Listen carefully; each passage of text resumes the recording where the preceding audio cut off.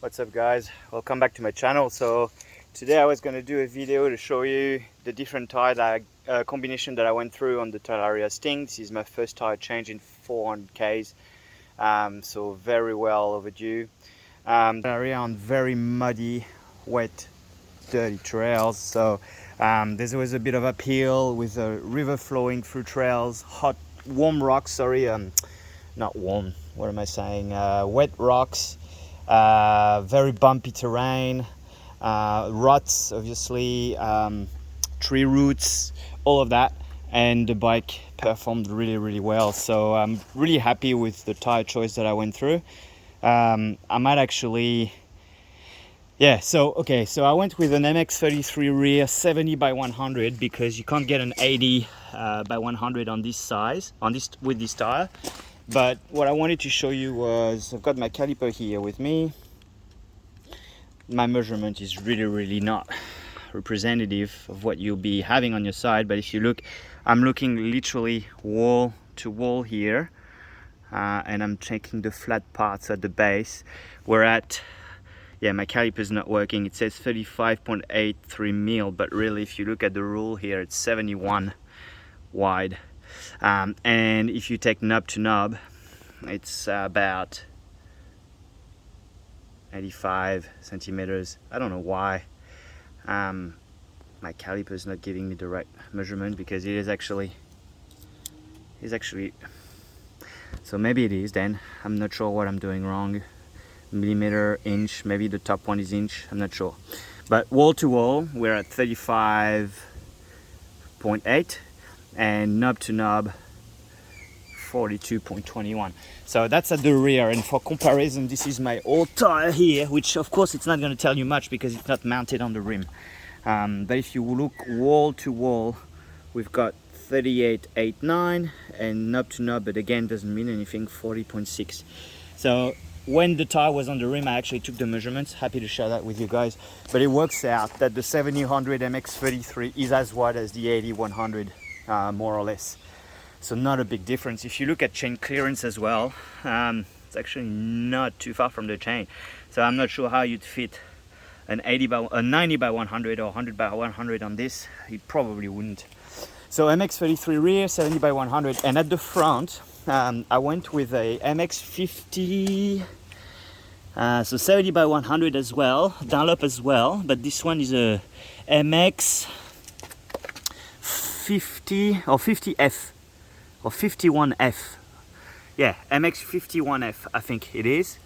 So this tire is discontinued from what I understand. It was on the shelf there, been a very old tire. I thought, you know what, throw it out. The bike doesn't have any weight anyway, I'm not racing anyway.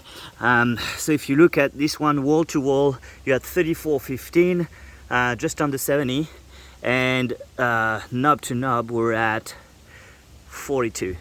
So it looks, by the appearance of it, wider than the tire at the rear, but if you actually look at the numbers, this one's wider, so it's really deceiving.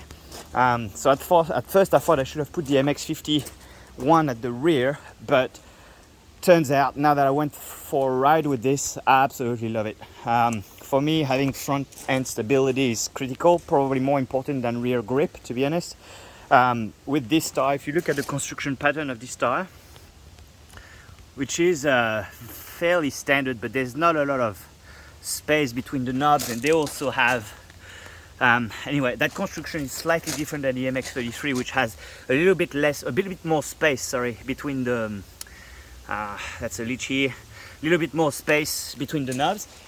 So feeling wise, it was honestly, I couldn't foot the grip on this bike in this condition, and it's raining now again. It's really crappy conditions, and I'm genuinely talking like deep mud, deep water holes. I went through all of that. Honestly, the bike can handle it, so as long as you make sure you've got dielectric grease on your bike everywhere, all the connections, and I do that very regularly, you're fine. Like, the bike can handle wet mud, humid conditions, so no worries at all. So that's all I wanted to show you today, taking the measurement of the tires, showing you that actually a 7100 MX33 is equal to an 80 by 100 RST stock. So for those of you that are looking for alternative, I know I was looking for one because you can't find an 80-100 anywhere. This is definitely a good alternative and I would recommend it heavily. The one thing I noticed though is there's a little bit less power with the bike, but that's my fault. I went with a heavier tube than the stock tube. Those stock tubes are very, very light. And I mean, it's just me with the type of riding I do. There's ruts, there's always going to be stuff everywhere. And the last thing I want is to have a flat in the middle of nowhere. So I'm prepared to cop an extra 700 grams on the bike just for peace of mind. I've got a 60T at the rear as well.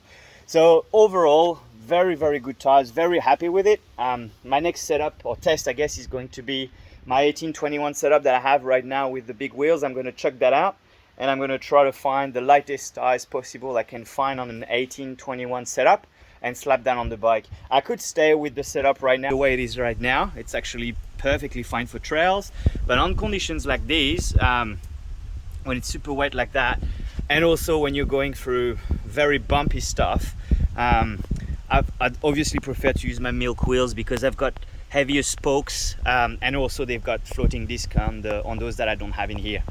One thing worth mentioning, I've been experimenting with an MT5 trail at the front. It's a one finger setup, so maybe two, but awkward. So on your trail it's really one finger. At first I wasn't sure I liked it, but actually I do really like it. So I would heavily recommend the MT5 as an upgrade. I know people were saying some MT5s aren't good and working for them. Honestly, for me, it's definitely better than stock. So and I'm using semi-metallic pads, so not even synthetic, sintered pads, and the bite feeling is much better. So I really recommend it. That's it for it today, guys. Hopefully that tire setup was helpful, and I speak to you soon.